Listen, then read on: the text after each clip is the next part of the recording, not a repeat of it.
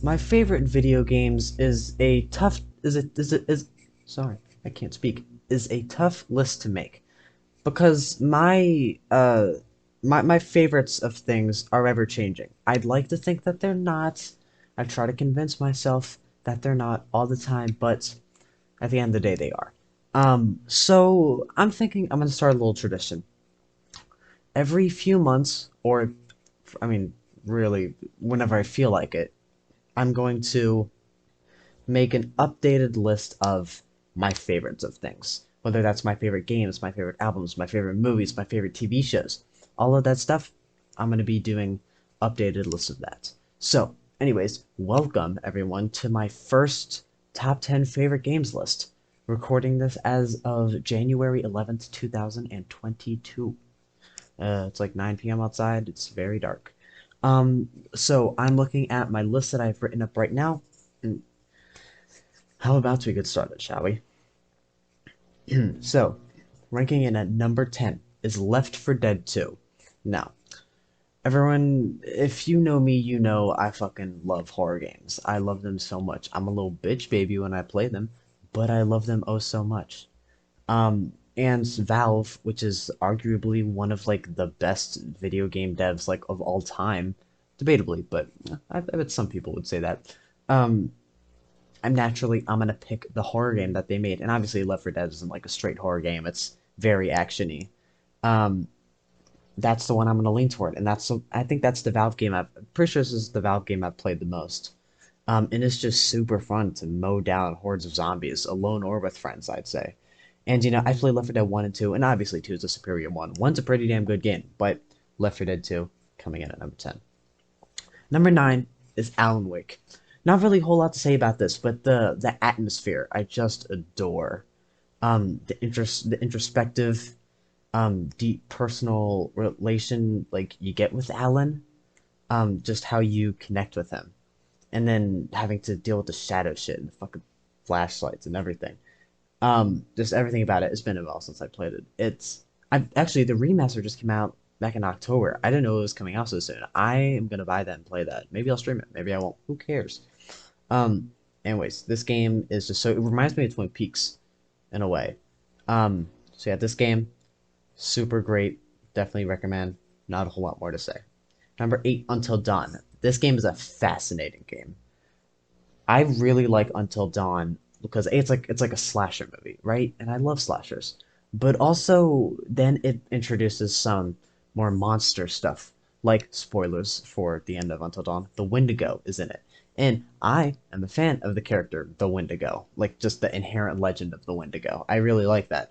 Um and like every choice you make and it counts, it really gets it so it tailors to your own fear, which I think is a really, really cool feature. And make sure everyone's playthrough will at least be on some level scary or uncomfortable for them.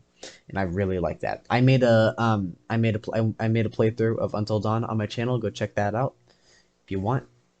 It's great. It's like 3 episodes. um, Number 7 is interesting and also kind of ironic. Um, because this game used to be my number 1. It is Resident Evil 7 coming in number 7. That's funny.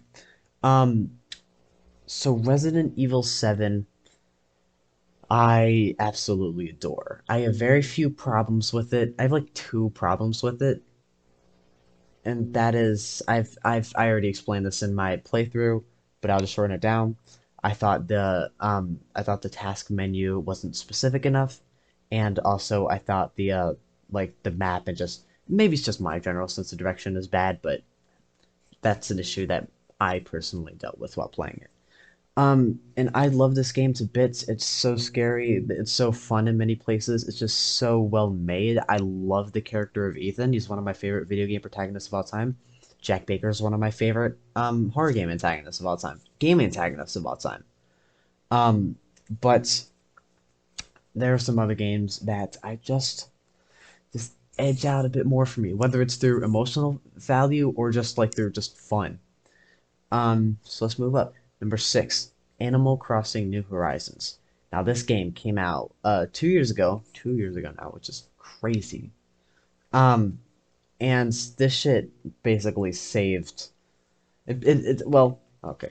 I have a very complicated story of mental health over quarantine, but point is, it really just it lessened a lot of the pain for me and other people. And as an introvert myself, I mean, everyone was an introvert, for quarantine, hopefully at least. Um, but um, how am I trying to word this?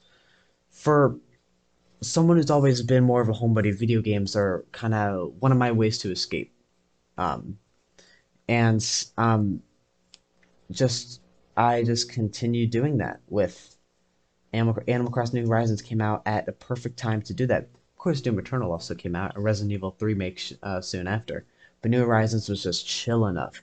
It was just so damn just relaxing, cozy. It was exactly what the world needed at that point. Um, and even I still check in there, not as much, not as often as I used to, but every once in a while I will still check in on my Animal Crossing islands, and it's just nice to get in there and just enjoy the vibe. All right, number six. I'm sorry, number five.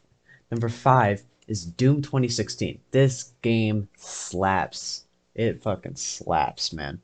The soundtrack is one of my favorite video game soundtracks of all time. Um, it just goes so hard. The action is all fast paced. I haven't played Doom Eternal. If I had played Doom Eternal, that would probably in its place. But that would probably be in its place. Sorry, I misspoke. But I have not. So Doom 2016 is going there. It's so fast paced. It's just so fun, so gritty, so brutal. Ooh, the glory kills. I love it. All right, now we're getting up to top four. These are the games that I have serious love for.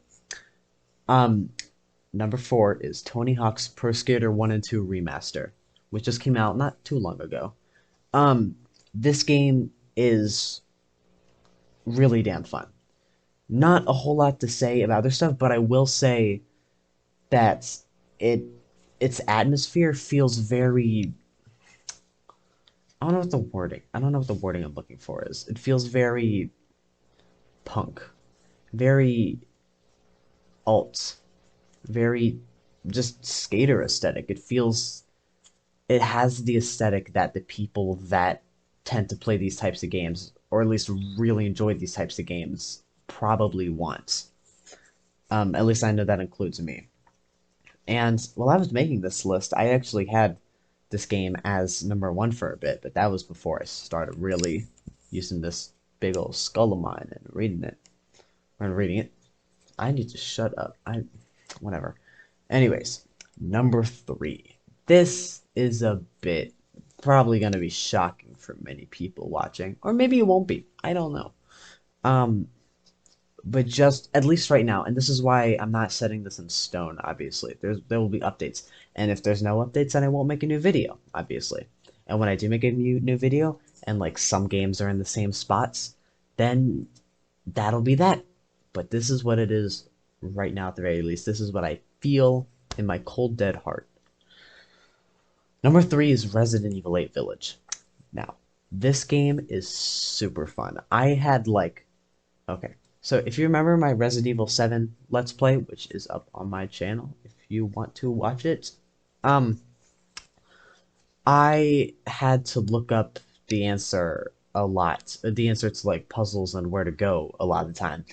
I never had to do that in Resi Village once. And that I was super like all the puzzles were so easy to figure out. It had good aimbot, like all the aiming was just so at least on easy mode it was.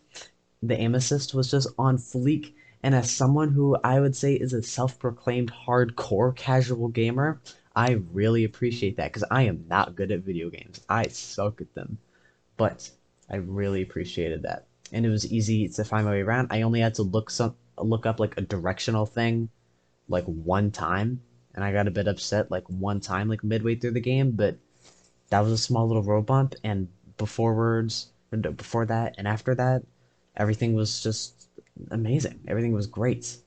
Don't even get me started on the fucking doll house. I forgot the name of it. But all right, anyways, number two. This is a game I have a lot of history with. Little Nightmares. Now, Little Nightmares, this is a game I've beaten about four times. I could beat this game for breakfast. I know this game like the front and the back of my hands. I know it so well. And back in 2017 when it came out, I was really into it as well. And then eventually I got it on PS4. You need to know that. Um, um, and I just don't. The atmosphere is all amazing. Sound design is magnifico. Um, Everything about this game is amazing. The only thing that suffers in is replay value. And who am I to talk? I've beaten it 4 times. It's just everything else is just perfect. I can think of one flaw. Well, this isn't a flaw. Okay, I have one flaw of the game and one thing that only applies to me, but I'm not docking the game points for because it's a me issue.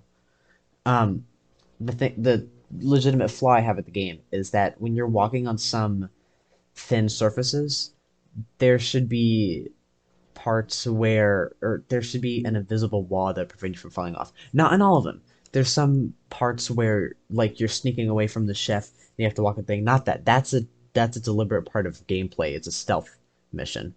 But for parts which are supposed to be like a playable cutscene, like the part where she's walking along the big pipe to climb out of the ship and see the outside, that part you should not be able to fall off of, and yet you can. It's not a huge deal, but the issue that I had personally with the game. I'm not docking points with this. Don't. This is not a jab against the game. It's just a personal experience of mine. I have really shitty depth perception. I don't know what the reason for this is. I've never like asked anyone. It's just something that I know about myself. I have really awful depth perception, and given this is a 3D platformer, that's kind of crucial. So I get by, but sometimes it's a bit of a holdup. It was a huge holdup in Little Nightmares too. I like that game, but Jesus, it was not good for my bad depth perception. Um, all right, are you ready for my number one pick? This one is very controversial. Controversial. Sorry. This one is very controversial, but I have very personal reasons for picking it.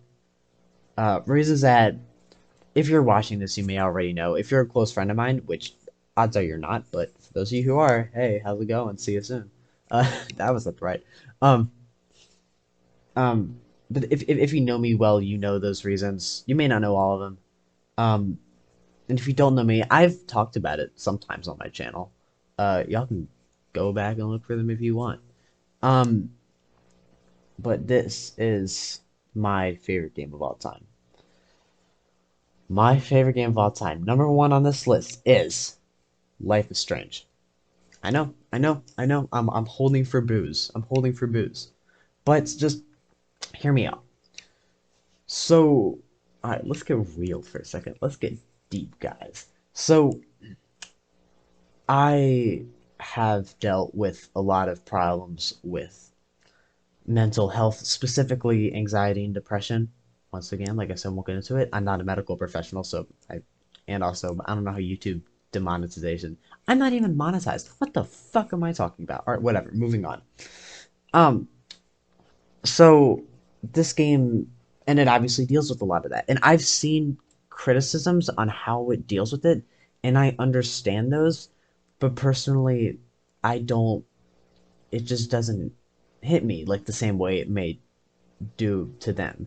Because this game, when I play this game, I feel understood. And this may be very corny, cheesy thing to say, but I'm exposing myself on the internet. All right, show some damn respect. Um, but when I play this game, it's almost like a warm. It's like a, like I said, getting cheesy. It's like it's like a warm hug that cuddles you and says, "I understand you. It's gonna be okay," or something like that. It feels like whenever I'm at a particular low point in my life or my day, I can just like play this game or like just watch a video about this game and just maybe of course it doesn't like automatically make me feel better. That's dumb. That's not how this works. But it makes me feel like I'm not alone in whatever perils I'm facing. Um And given that, and also the fact that I'm not really good at video games, and this is like one of those more movie-ish video games. I mean, there's like gameplay elements, especially with the time control stuff. And also, it's another thing. It has like some cool fantasy elements, which I always appreciate. but just at its layer, it's a very relatable story. The characters I can relate to a lot on many fronts. It feels so nostalgic. I love the Oregon Pacific Northwest atmosphere. The ambiance is just I even think it's replayable. It doesn't seem like it at first, but just think of all the decisions you can make, all the ways you can have things pan out. Just the enjoyable story and a world and atmosphere that I just want to go through over and over and over again. This right now, I cannot speak for the future, but at the very least right now and for this foreseeable future, that the person that I am right now, my favorite game of all time is Life is Strange. So anyways, that's it for this video. Stay tuned for more top 10s or some top 5s, maybe some top 15s. Who knows? I can do whatever I want. Um, that's going to be it for this one. I really hope you enjoyed it. If you did like it, please share it, comment down below, like. You can't dislike if you wanted to, bitches. Um, and have a good day. Have a good night. All right? Have a good whenever you're watching this period of time. You get it. See you.